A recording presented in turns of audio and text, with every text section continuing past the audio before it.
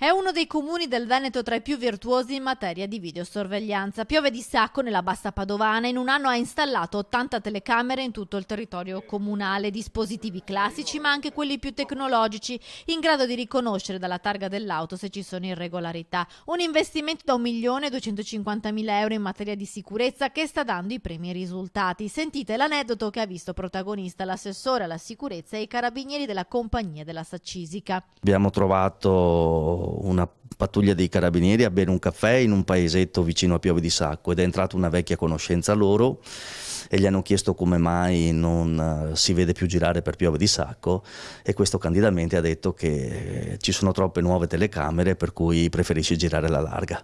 Tutte le 80 telecamere sono collegate con la polizia locale e H24 con i carabinieri e le pattuglie della Polizia di Stato. La presenza della videosorveglianza, oltre a fungere da deterrente per i malintenzionati, ha dato i suoi primi risultati con l'aumento degli arresti per furto. Gli ultimi 4 arresti per furto su abitazione sono stati eseguiti grazie al sistema di videosorveglianza che da un punto di vista anche tecnologico è all'avanguardia ed è retto da 12 km di fibra ottica che credo che nessun comune nel Veneto abbia.